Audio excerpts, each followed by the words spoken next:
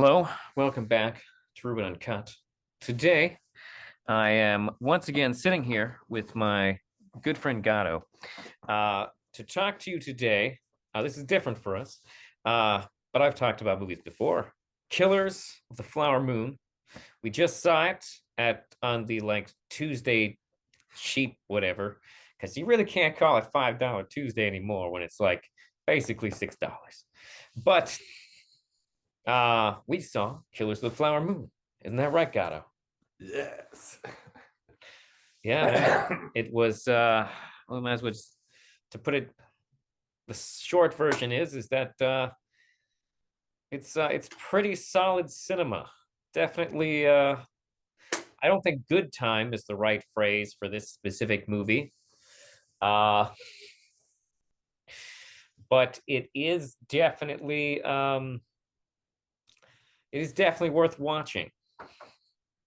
I don't know how soon anyone will want to watch it again after watching it, but it is certainly a good watch. Wouldn't you agree, Gato? Yeah, it was crazy seeing Oklahoma on a movie screen. Yes. Never thought I'd see that. Because Gato, at one point, for people who haven't heard, Gato at one point lived in Oklahoma. Yeah, I lived in Tulsa for 9 years. I thought this would be an interesting movie to see with him. Yeah. And actually, going into it, you told me that this was the first time you'd been to the theaters since Birds of Prey. Yeah, I hadn't been to a movie at theaters since before COVID, right before COVID. So, uh, Yeah, no. Birds of Prey was a good flick, though. yeah, I liked it. I saw it twice because I was very bored. Yeah, fun little flick. And the AMC in Broken Arrow only has 3 screens, so Yeah, there's only so many movies to pick from. absolutely. They were selling merch like for Birds of Prey because they didn't sell very much. It was like I got like 3 shirts for like $10. It's awesome. Oh, nice. But yeah, back to Killers of the Flower Moon. For those who are unaware, it is a based on a true story about a series of murders that took place in Oklahoma. In what's the time period? Like 19. The 20s. Yeah, it is relatively and relatively close to the time that the Tulsa Race Massacre happened. yeah. In fact, they reference the Tulsa Race Massacre. Yeah. I did feel like the film wanted you to have it in the context of these events taking place within a short period of time, uh, and the parallels between them. Except, I would say that like the Tulsa Race riot was kind of like, uh, well that was kind of like a thing that exploded. That was like a heart attack, and what happened here is more like a cancer. It just slowly was eating away at the community. Like it's crazy how many it was crazy how many people they killed. It's crazy. And it was they probably been doing it before that particular uh, batch of killings too. Because remember, because like the Osage got the shittiest land, Mm-hmm. and then they found oil on it, and they have more money than everybody. Yeah, no, they became one of the richest. They became some of the richest people in America Yeah. because there was so much oil. Uh, And yeah, in northern Oklahoma, there was quite an issue with white people trying to take stuff from yeah, no, minorities. because the basic premise, and I don't think I'm truly giving anything away when I say this, is um, basically Robert De Niro's character is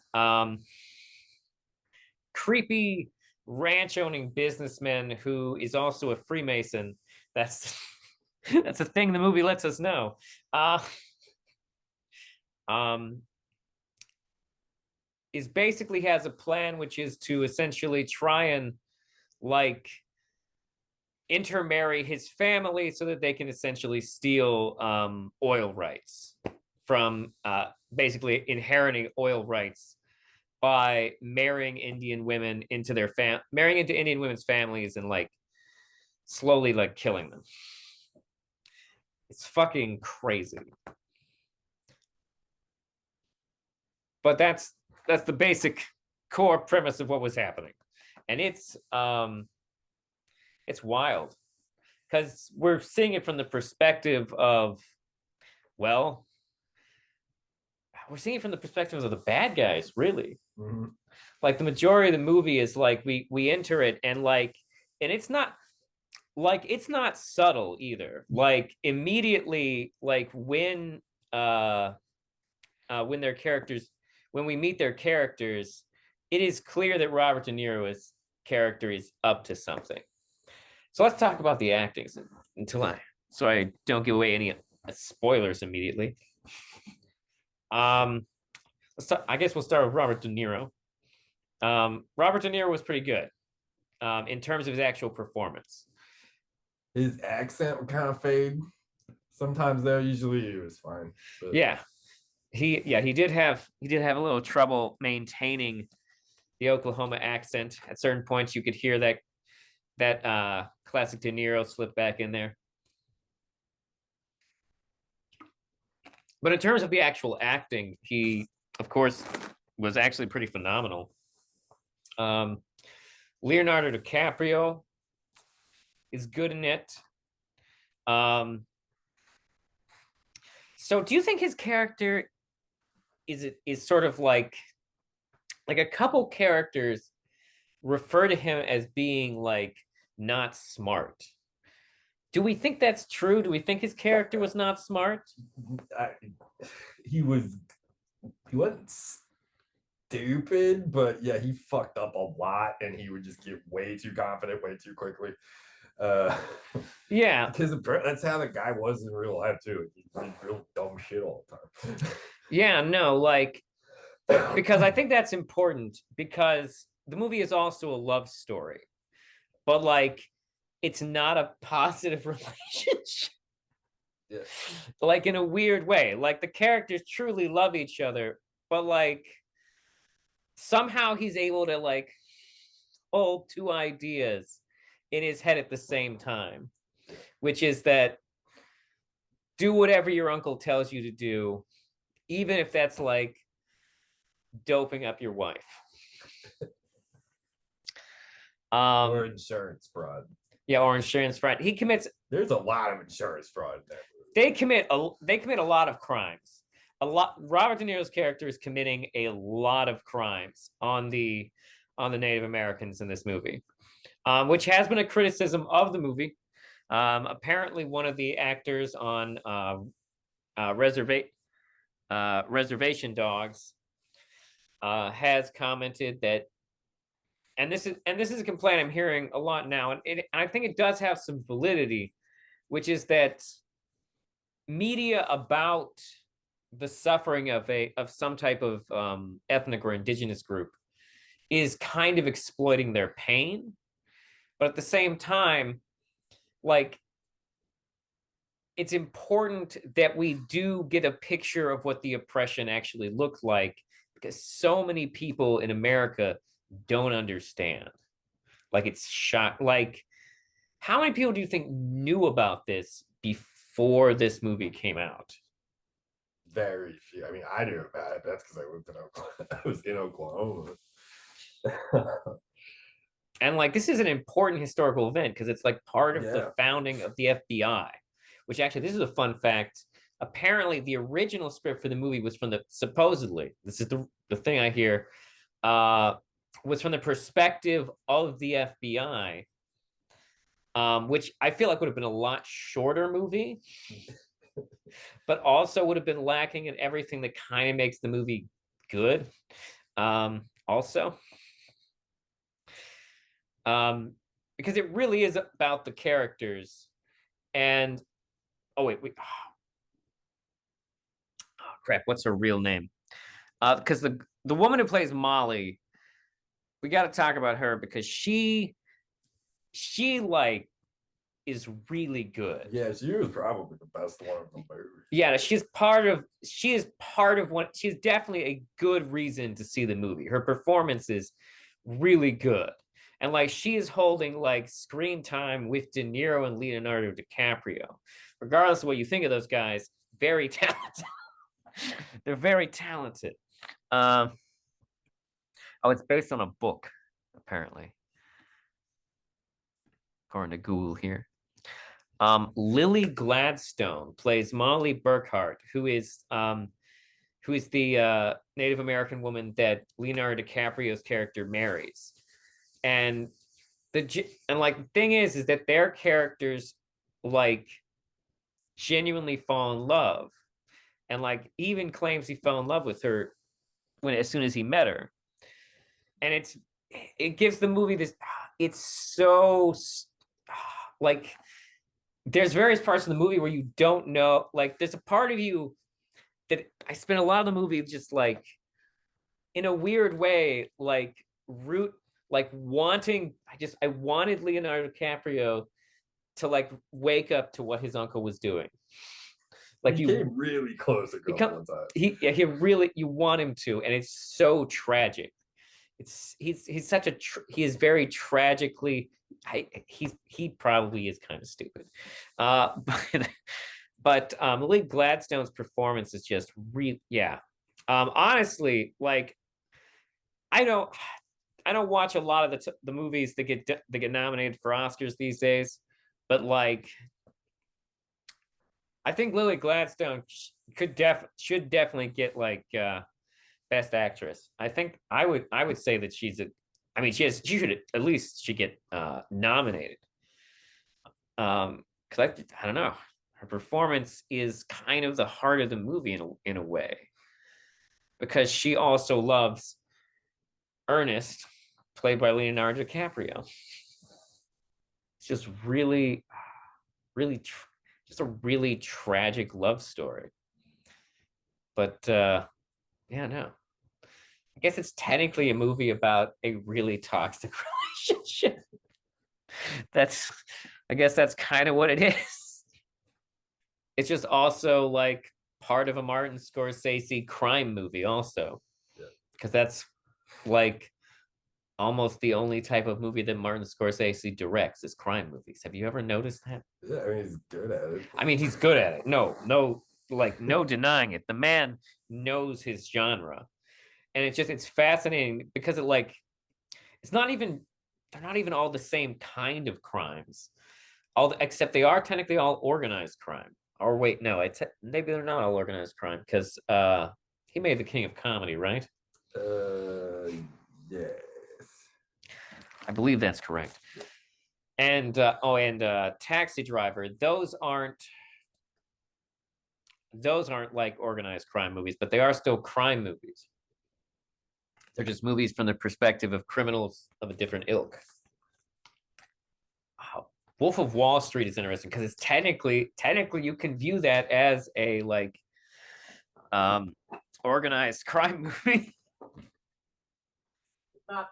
It's not monsters, it's just day traders. Technically salesmen. They're technically salesmen. They're selling stock and ripping off poor people. You ever seen Wolf of Wall Street? Yeah, I saw that. Wolf of Wall Street's a lot more fun. Wolf of Wall Street's definitely a lot more fun than Killer of the Flower Moon. Gets murdered in Wolf of Wall Street. Yeah, they're still organized criminals because they're committing like fraud and embezzlement and money laundering and stuff. But they don't go around murdering people. They just go around doing lots of drugs. Oh my God.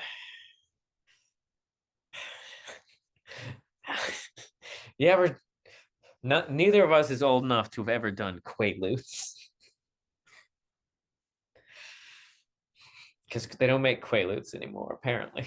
No, not here. They do other places. Oh, do they? Yeah. You can like go overseas and do quaalude. Yeah, like I think in like Thailand, places like that, you can get prescribed to them. Well, I mean, they were technically a prescription drug here Yeah. too. I wonder if they just continued it because of all the abuse. Probably. Well, makes sense. But where were we? Yes. Who else is in this movie? Let's take a look here.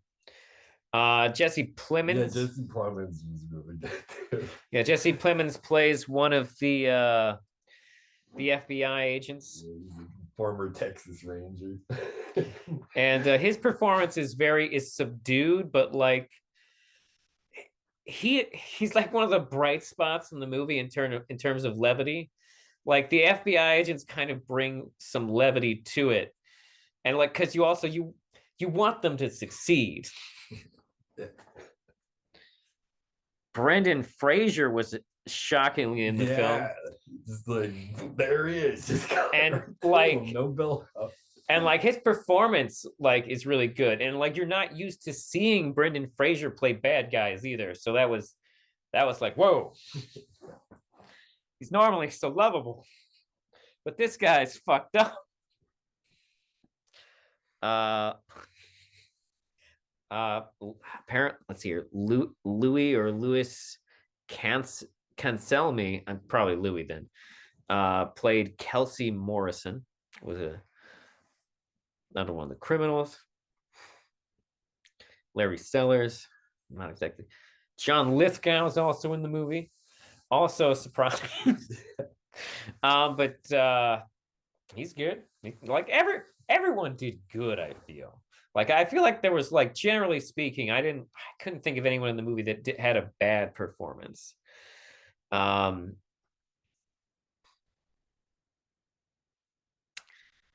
want to go into more of them, but I don't want to give away too many spoilers. But like all the performances are good. If you were in this movie, you were probably doing a good job, which probably says a lot about Martin Scorsese as a director. He knows how to get those kinds of performances out of people, whatever his process is. Because, yeah, I liked I I liked the one F I liked the one FBI agent, the undercover one. Oh yeah. Oh wait, but yeah, it's just I would definitely say that performances are good. The like the movie looks good, like all the cinematography and whatnot, the edits.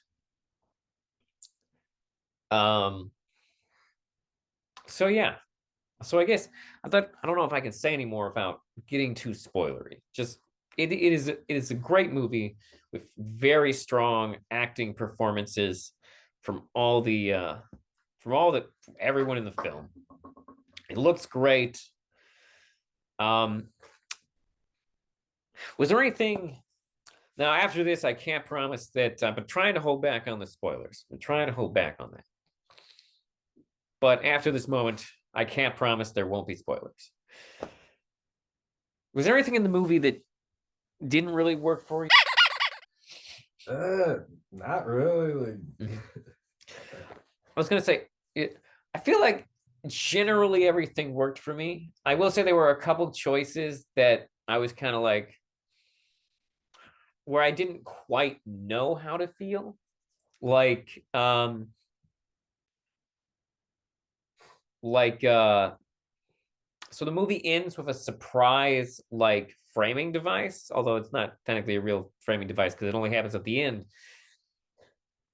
where instead of having like stills appear on the screen and say like what happened to the characters later, it like cuts to a bunch of people doing essentially a radio production of the story. And then Martin Scorsese comes out and reads a description of what happened to all the characters after the movie.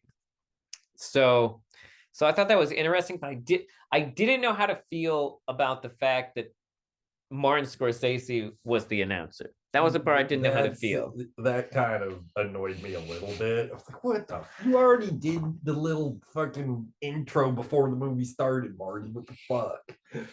Like, I don't know, like it felt like he was placing himself very center in his own movie. And I didn't know how to like that.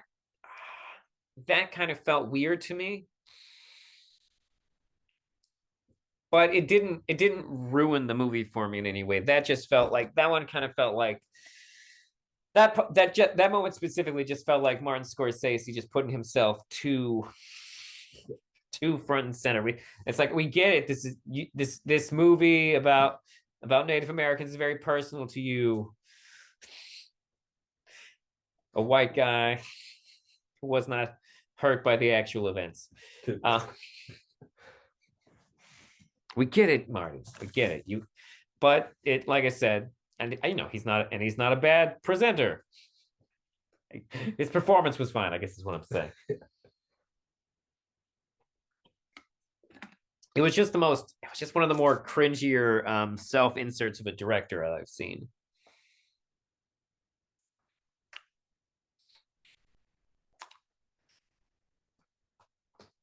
One moment that really kind of like blew my mind though was like when they walked into they just walk when they have the scene in the Masonic temple. Yeah, that was. I was like, I what? did not know about the Freemason tie-in with this case. Yeah, because that's the organized part. What the fuck? It's like, oh, fucking course he's a Freemason. That's why he can control all the white people in town. Son of a bitch. Yeah, no, that was wild. And then he paddles. Yeah. And he paddles Leonardo DiCaprio's Ernest, like until he breaks the paddle on his ass.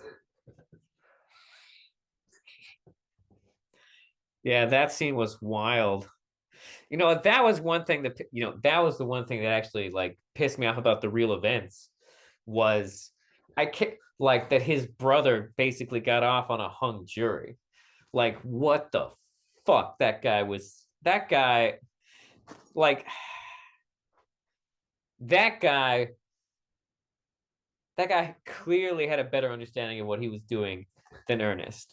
Like that guy was just a heartless racist piece of shit.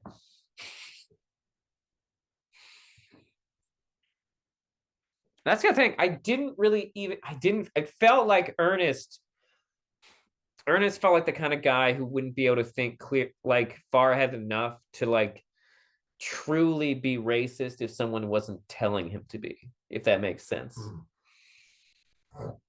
And like, it's really Robert De Niro's character, William Hale, is very interesting in the movie because of the way that he's racist.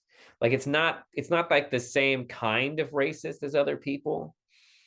He just like he literally views the Native Americans as like a people that need to be like slowly euthanized for their own benefit. And it's like, whoa. Like he's like, oh no, they're going extinct. I'm doing them a favor. It's like, Jesus Christ.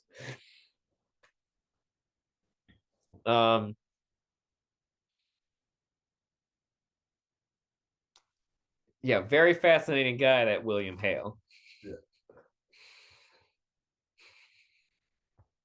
Hale's a fairly common name in northern Oklahoma, though. I knew like 4 people who weren't related to each other whose last name was Hale, so there's a chance it could have been related to that guy. It pisses me off that he got out early on good behavior. They like killed like 30 feet. They killed like over 30 people. He's basically banished from Oklahoma, though. And he just went to Kansas. Like, if I don't know how true to the actual events it is, but like they basically would William was the type of bad guy who like basically viewed anyone as expendable if they needed to be. And that was the oh my god, that scene where he gets Ernest to basically sign everything over to him if Ernest dies. It's like, what? Why would you sign that, Ernest? Why would you fucking sign that? Because he because I don't because like he both trusts and fears his uncle. Brendan Fraser, Brendan Fraser as the prosecutor. I mean, no, the defense. William Hale's lawyer that was. Yeah, no, I've never seen a movie that made me hate Brendan Fraser.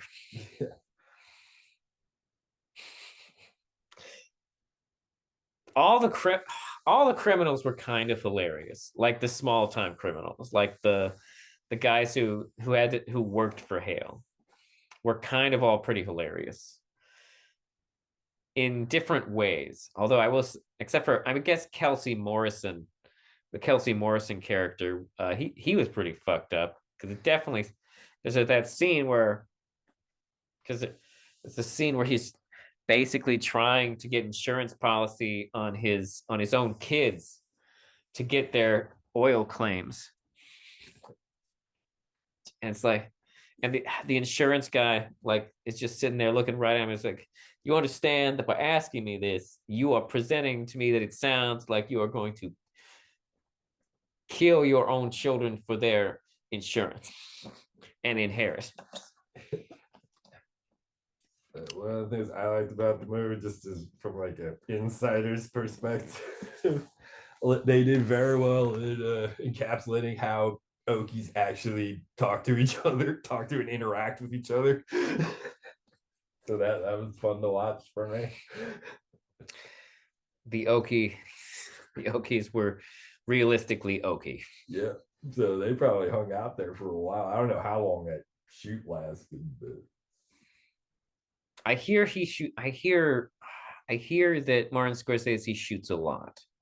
I don't know what that actually translates to in terms of overall. Jack White was one of the radio show announcers. yeah, he was the one with the glasses. Interesting. I didn't know it was him at first, but like that guy looks familiar, and I don't know. Yeah, he's got a house in Tulsa. Like Tulsa County borders Osage County, which is where the movie was. Mm-hmm. I assume they shot it there.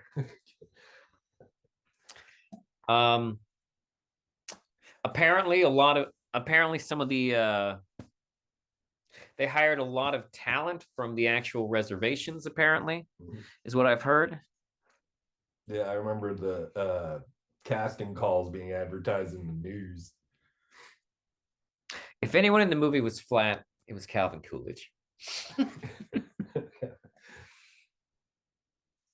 Okay, Charlie Musselwhite was hilarious. Yeah. The guy they just keep bullying into doing crimes. You know what? I actually like his thing was when he murders the one guy, his thing is kind of sad. Yeah. Like, well, or at least the way it reads in the film to me, anyways, is that like he fucked up the one thing they insisted he do, because once he'd been like drinking with this guy and pretending to be his friend, like he couldn't actually look the guy in the face and do it. So he fucks up and makes it look like a murder instead of a suicide.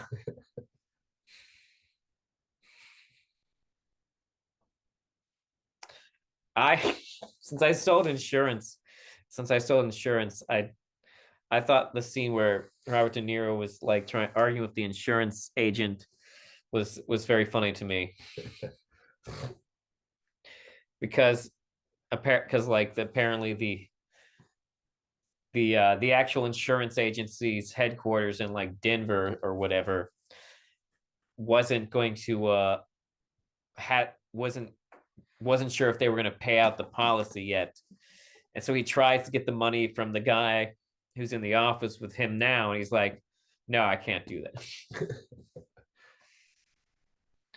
It's like, yeah, you don't understand how insurance works, and you're trying to rip it off, Mr. Hale.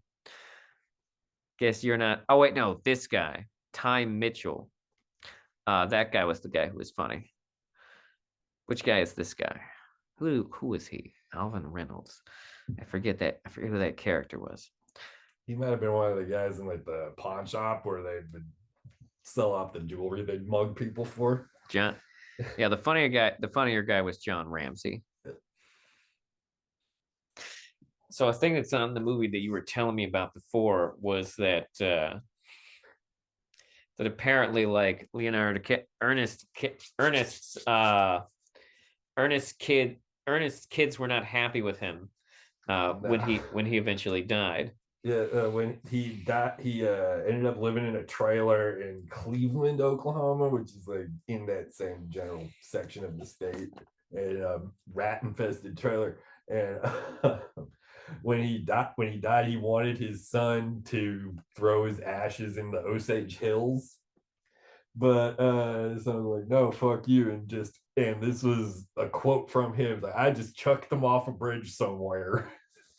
Like, fuck you don't get to go to those. Yeah, no. Oh my God. I was just sitting there in the theater thinking to my head, come on, Ernest. Don't fucking lie about the morphine, you bitch. Tell the woman you love that you were poisoning her with morphine. She's even just when she's just sitting there in the courtroom, she's good. Mm. If Lily Gladstone is not at least nominated, I'm going to be mildly irked at a system I don't normally pay attention to. Yeah, I didn't know who she was before I saw it, so I looked it up. She's from Montana. I actually don't know what else. Okay, I actually don't know what else she's been in. Where is her IMDb? Lily Gladstone. Get out of here, ads. Okay, she has 23 credits. Where did it go? Did I accidentally close? I want. Okay, here we go. Oh, she's on Reservation Dogs in 2 episodes. All right, cool. But apparently, she got her acting started in something called Universal VIP. Okay. See, I haven't. Oh, okay. That's fun. So there was this TV show for a minute, or I guess it was a TV movie based on this comic book that DC publishes out of their Vertigo imprint called Scalped. And it's basically it's about casino Indians and how they do crime. Like organized crime. I might watch that. Apparently she's in that. On IMDb, it has an 8, which is really good for IMDb. That's IMDb normally scores like nothing has a 10 on IMDb, just for context. Now the Osage make most of their money from casinos. Because like there's a like a bunch of casinos out there, and I'm pretty sure from what I heard, like when I was in tech school. Oh, she's in Tuca and an episode of Tuca and Birdie. What you were saying? But like when I was in tech school, like the highway that I had to take there was under construction the entire time because the casinos paid to have a highway built so people could get from West Tulsa to the casinos faster. Wow. Yeah, it's insane how much money casinos make. I mean, that's why states keep legalizing gambling, because they need the money. That's why fucking here in Ohio, they've just legalized fucking sports betting. And oh my God, am I sick of the commercials for sports betting. You know, you can bet on pro wrestling. What? Yeah, you can bet on pro wrestling. But but that's It's fucking stupid. yeah, that's such a stupid thing to do because you're not betting on like probability shit for sports. You're betting on what writers are gonna do. That in a Hypothetically, someone could cheat and like wrestling is very easily. and like wrestling is so insane. Like they could change their mind like minutes before something happens. So you could for all you know, you could bet like correctly and then just minutes before you get kicked out of however many thousands of dollars. That's true. There's always room for someone to, you never know when somebody's gonna improvise. Apparently, Killers of Flower Moon currently has an 8.1 on IMDb. But yeah. I don't understand why Leonardo DiCaprio felt the need to talk out of the front of his mouth the entire movie. It bothered me.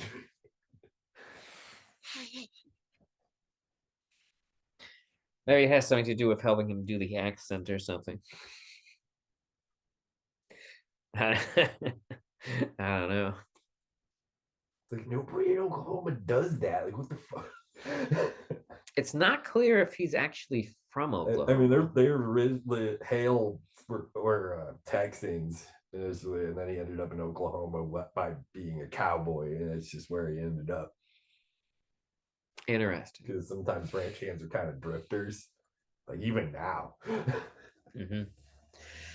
There's this one part of the movie where it implies that Hale has a problem with the Ku Klux Klan. And like, unless you know about Freemasons, that might not necessarily immediately make sense. But there is actually really bad blood between the Ku Klux Klan and Freemasons because the Ku Klux Klan is basically based on a bunch of stuff that this super racist guy stole from the Freemasons. And so so there is indeed bad blood there. They shot some of the movie in Tulsa downtown somewhere, and I am fairly certain that I saw what appeared to be Greenwood in there a few times, and that surprised me because I thought that they shot like closer to the arena district or something, but it looked like just like I don't know Cameron Avenue or something, maybe I don't know. Like I thought I could have sworn I saw a building that looked like Vanguard, but I could or like the line dancing bar person whose name I cannot remember right now. Yeah, that was kind of cool. I was like, I know where that is. I know where that is. Nice.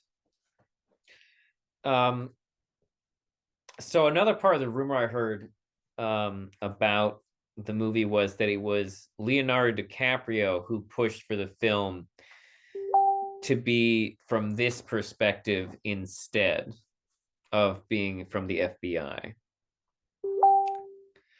And supposedly his film studio almost like, and supposedly Paramount almost backed out over this, which is interesting. Right, I looked up the actual like history behind it, and a lot of the people that were cast don't really look like the actual people. I mean, I have seen a picture of what uh of what Molly looked like in real life, and I will say Lily Gladstone kind of looks like the Hollywood hot version of that person. Yeah. And then because she looks very she looks much older than she actually was. and Henry in real life was pretty skinny, so that guy was pretty built. Oh, you mean Henry the guy? Yeah, the guy who was supposed to get murdered to make it look like a suicide, but then the guy didn't care anymore. Oh, really? That guy was skinny in real life? Yeah. Interesting. Well, you know what? There's been lots of movies and TV shows lately that have been taking like fat characters and making them skinny. So you know what? Yeah. Why not? Like, I also thought it was cool that every person who's indigenous in that movie is actually played by an indigenous person. Yeah, That man. No, it does seem like Martin Scorsese put in a lot of work. they weren't all Osage, but still native though. Mhm. And apparently he worked with the Osage tribe in the area extensively, Mhm. or at least that's what he says in this little clip they play before the movie. That's not technically part of the movie.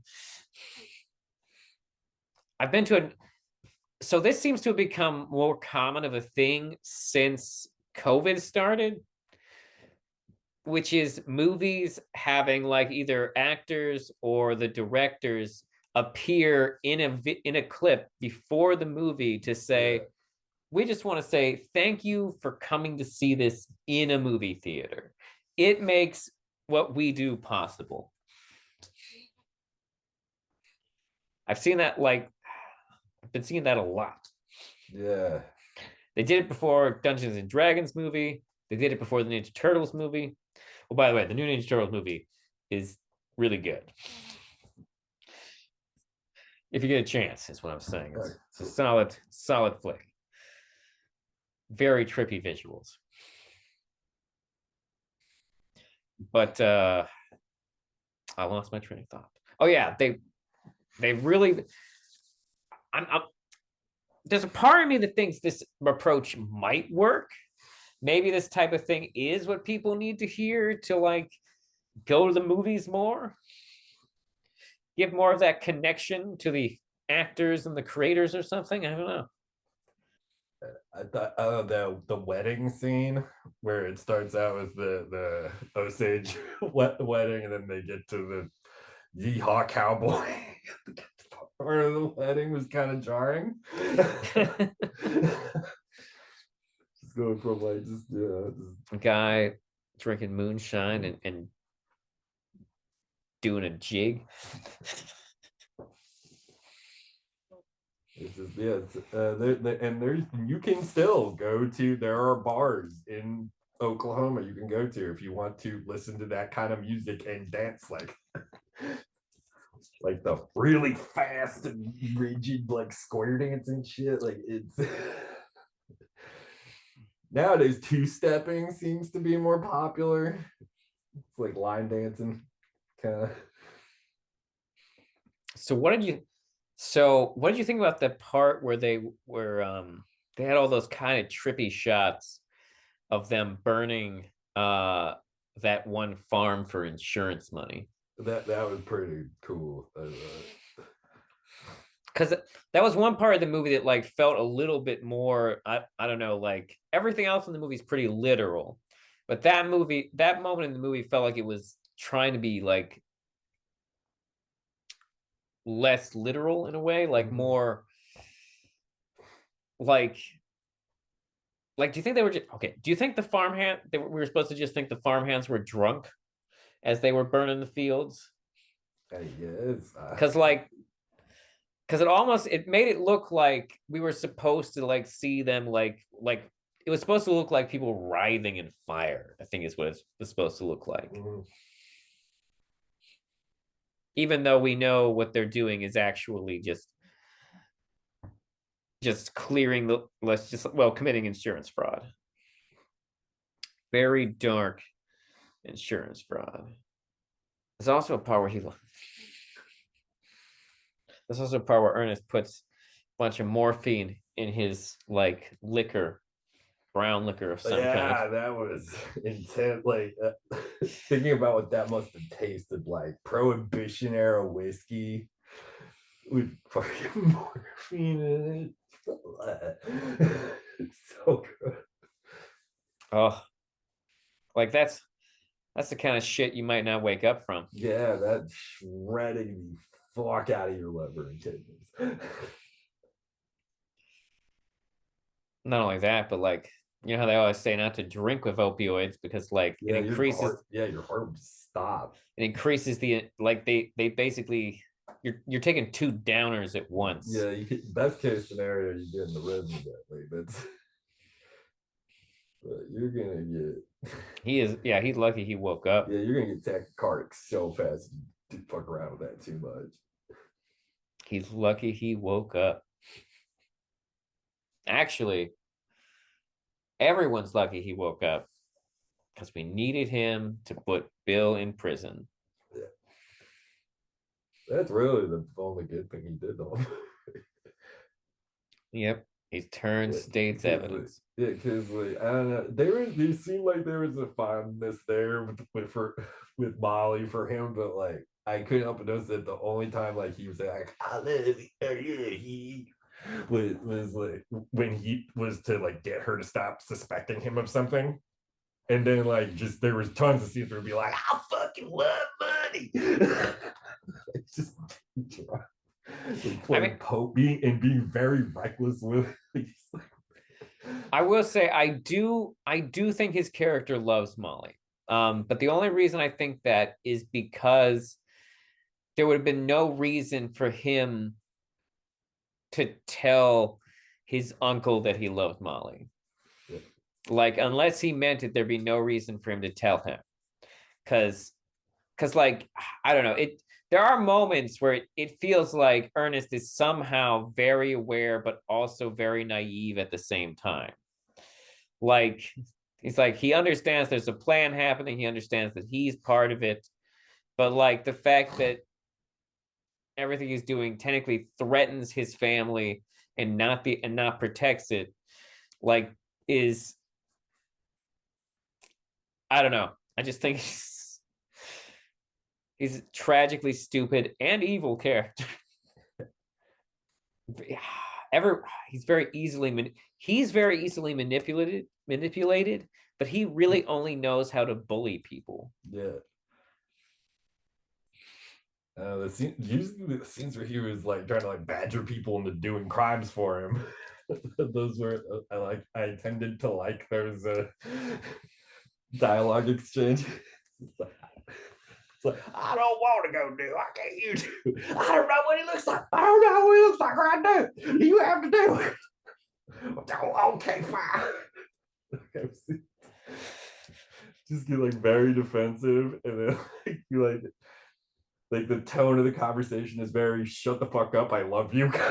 Like, why are you doing this to me? I'm your friend.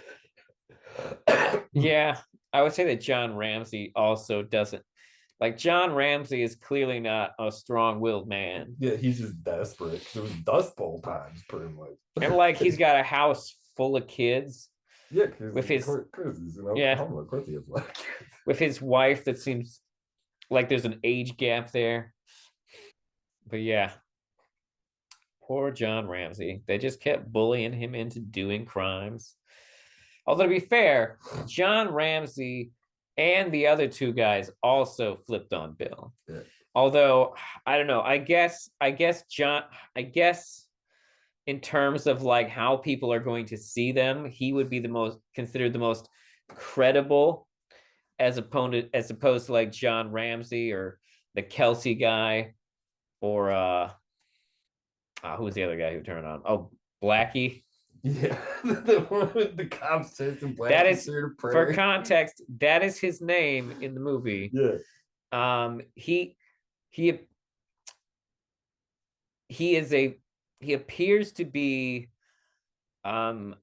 he appears to be like was he supposed to be a Native American who was like essentially was criminal enough to like sell out other Native Americans? Because that was the vibe I was getting. Or is he just really tan? He's probably just really tan. But it is Oklahoma. You never know. He might have been like a 16th or something. But he had he had the weird character trait of being anti-Semitic throughout the movie. Like for some reason, he seemed to be convinced that Ernest was Jewish, which I don't believe he was. Nah, he wasn't. So like Blackie was just confused. Yeah, Blackie just Yeah, just a big old dumb hillbilly didn't know anything about anything. Talking about things he knew nothing about. And what happened? What happened then, Blackie?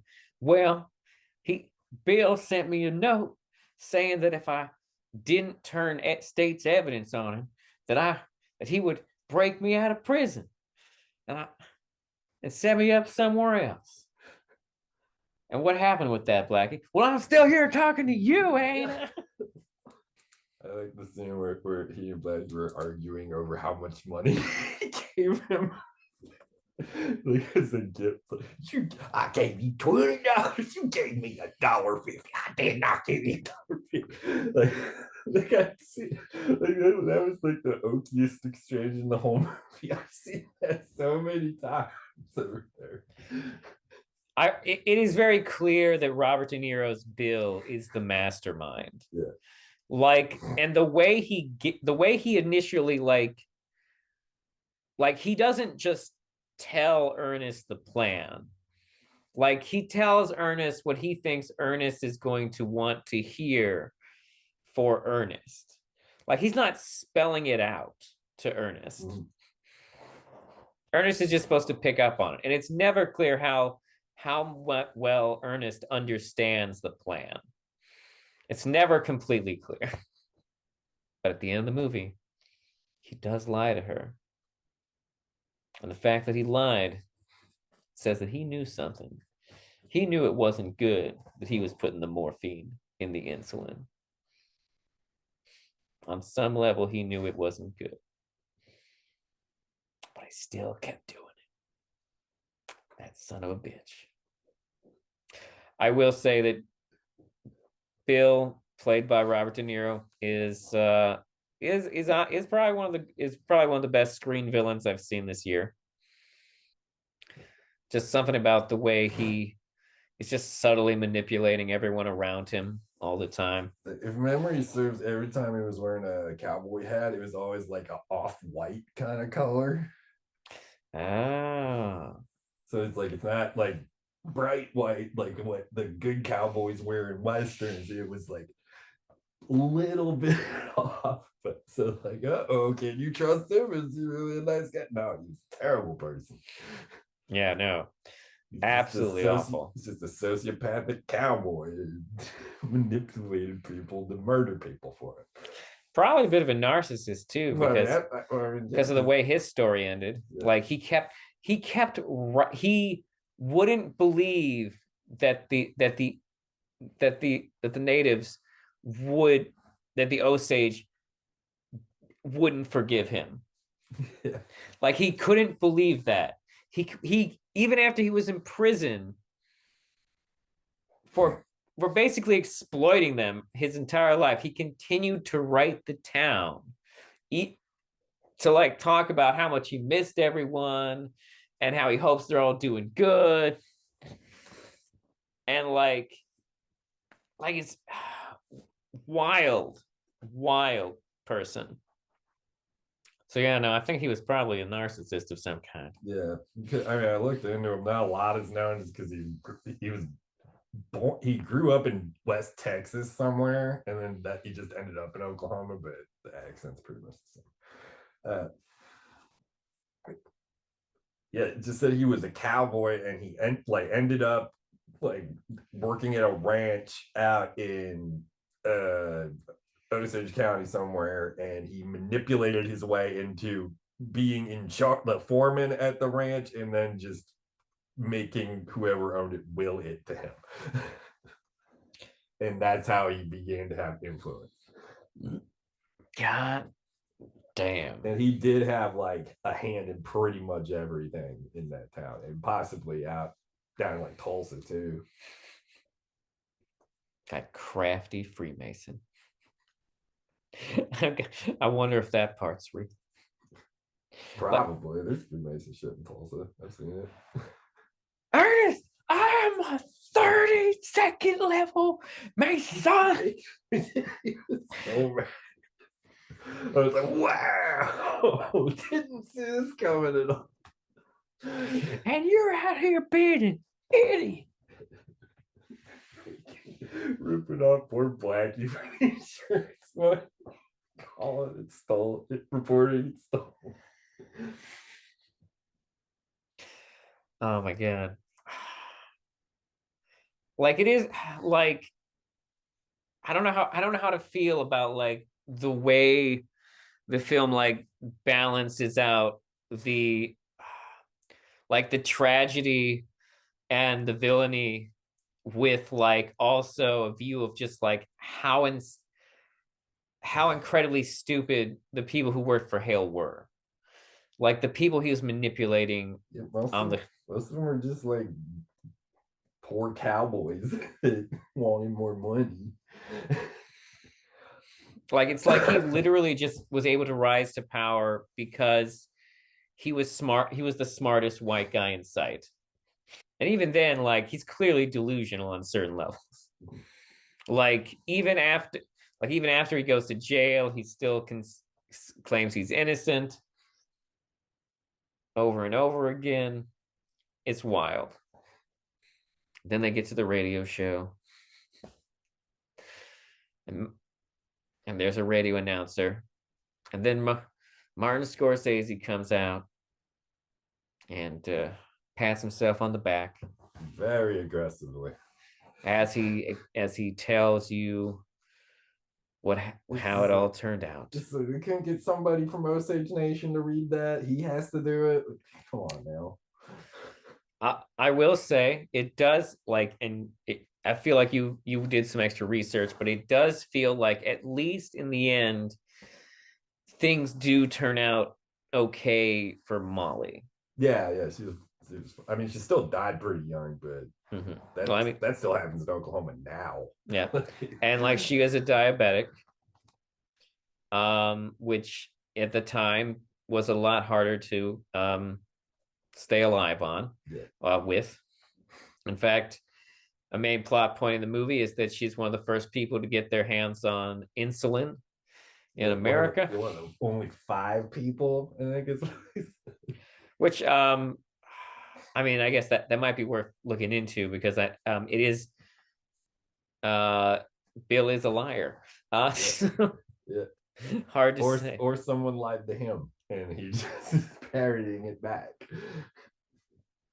Fair. But yeah, things eventually turn out okay for Molly. And even though they come to tragic ends, at certain I do actually feel like you can't say they got away with it, but it did feel like they got off lighter than they should have. Yeah. Like to find out how Bill, I forget what his original sentence. What was it, like 20 or 30 years or something? Yeah. And then like he got out in like what, I don't know, like 11 years or something. Yeah, no, he got out. He got out a good portion early. He did get banned from Oklahoma, so there is there is that. Oklahoma's like, you stay the fuck out of here, brother. Yeah. I mean, honestly, if he had gone back to Oklahoma, I find it hard to believe that someone wouldn't have killed him at that point in time. Somebody would have like dropped him on site for sure. Like somebody definitely would have killed him if he had tried to go back, because it's fucking Oklahoma. Yeah. Someone would be like, everybody in Oklahoma has had guns since always. Someone would see him and be like, that son of a bitch. I know what you did, motherfucker. Yeah. This is my chance to be an Okie hero. Murder somebody and be a hero. Yes. I've been waiting for this day. This is for the Indians, you son of a bitch. Yep, that's Oklahoma in a nutshell for you. How do you always put it about the guys who helped you out when you got hit by that car in Oklahoma? Oh man, it was like they've been waiting their whole lives for that day. They're like, I get to do something valiant. Spring into action. Yeah, like they were. It was like, but I don't know. They were probably strapped. Like you can have a gun in your car in Oklahoma. I was like, how? Like one of them called an ambulance, and the other one, I don't know if he got back in his car or ran after the car that hit me. But yeah, they spring into action real quick because Okies love fighting and shooting guns and Being the hero. and yeah, cowboy shit. They still got a lot of cowboy in their blood. Yeah, that whole general area of the country's cowboy stuff. Like, Cowboys, cowboys, cowboys. Shut up, Southwest. not just Southwest, too. North, like, the Dakotas are cowboys. Stuff. Wyoming is cowboy. I'll have you know, some of us are Northwest. Yeah. Shut up, the Dakotas. Nebraska is kind of cowboy. Colorado used to be pretty cowboy. I don't know what they're doing now. Now they're all like a bunch of aeronautics companies are based in Colorado now, so that's where most of the money is. Lockheed Martin. Yeah. I remember being very surprised how far north yeehaw like cowboy state region went. Like what? That cowboys go that far? Holy shit. I mean, California used to be cowboy as fuck too. Mm-hmm. Yeah. They probably still some cowboy stuff out there if you go inland far enough.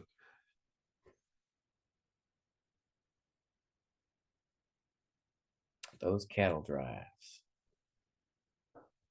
Do you ever wonder how many cattle drives never made it? You got to figure it happens. And then there's also wrestling. Yeah. Not to be confused with wrestling. Yeah, there's still like Wild West movie type crimes that happen in Oklahoma, like cattle rustling is still a problem. Except now instead of like sneaking in a pasture at night and riding away and going, yeah, it's someone drives up and with bolt cutters and they break into a pasture and just take cows and then drive away and hope no one notices because like it's Oklahoma. There's tons of people driving around with cattle trailers. So so the representation of Oklahoma, you'd say it's pretty good? Yes, like spot on. Yeah, like the people like shooting. Remember that one scene where they were shooting, where those like cowboys were shooting pistols at the bell? Yeah, that's something that I could picture happening. Seems like an incredibly dangerous competition. Yeah, they don't care. Like Okies love shit like that. Blowing stuff up, shooting guns. So I'm gonna have to try to gather all the stuff that happened at 4th of July parties that I went to out there, try to figure out how careful I have to be. Tell the story. I like that shot at the very end of the. Did you see what they were doing with that shot at the very end of the movie? What was that? Like the modern day tribes doing. That was cool. Yeah. And like the camera pulls up and slowly like the light fades so that the center of the powwow becomes the moon and all the dancers around it, the flowers. Yeah, I've seen a traditional like Tulsa's Cherokee mostly, so that's probably what I was watching. But it was like traditional dance and like drumming. Like they'll do like exhibitions of that in public places. Sometimes in Tulsa, and I managed to catch a few. It's pretty cool to see, but I'd never seen it like from overhead like that. It was pretty cool. I don't remember it at all, but I do know that my parents have taken me to one of those types of events before. I don't really remember it very well, nor do I even remember how old I was at the time. But I do remember going to one. Vague memories of going into it, interestingly. My first exposure to that kind of stuff, like my grandpa on my mom's side, who was like grew up in Hominy, which is part of the reason why I felt like, hey, maybe moving to Oklahoma would be cool because that's where Grandpa was from. But he had a phase where he bought like a CD of like traditional like I forget what nation it was, but just like their traditional drumming and music, and he would just it was just kind of weird going to Burger King or something with my with my grandpa, just like he's just driving his Buick, listening to like a tribe chant, like nation chants and stuff. It was like, and I'd never heard music like that before, so I was like, "What?" Totally lost my train of thought there. Yeah, I think we've covered pretty much everything. I think we have covered it. Yeah. Yeah. So overall, Good, very good movie. It was very cool for me to see Oklahoma on a movie screen. Kind of nice, kind of nice to see the landscape again. yeah, no, overall, I would say very effective movie based on true events. I always wonder when I'm watching a movie based on true events, like how how much embellishment or how many things have been changed. But would you say it seemed like from your cursory research you seem to have done that it seemed pretty accurate? Yeah. Yeah, I didn't do extensive research, but it I seemed to said me cursory. like, yeah, everything seemed good. Like they didn't embellish anything or make anything up. So I'd say if I have one complaint is that sometimes it was easy to lose track of how much time had passed mhm. in the story. Like a lot of time passes in this movie, and you literally can only tell by like But how, how the trees look and and stuff and like how that. and how old that small children they have seem to be right now, Yeah. or how many children they seem to have right now. Yeah. But yeah, it's it's very good. It's very tragic and sad. And I didn't realize until we were having these conversations that it actually has a lot of a lot of humor in it too. Yeah. But yeah, no, definitely big old thumbs up for Killers of the Flower Moon. You did it, Marty. You did it. You son of a bitch. All right. Well, thank you for listening to Ruben Uncut. Please follow me on Spotify and or wherever you are listening to my podcast. And also, please check out the YouTube channel Ruben Uncut at it's a YouTube Ruben Uncut on YouTube. Like and subscribe, and you can email the show at rubenuncut@gmail.com. All right, it's time to say goodbye, Gato. Bye, everybody. Have a wonderful whatever.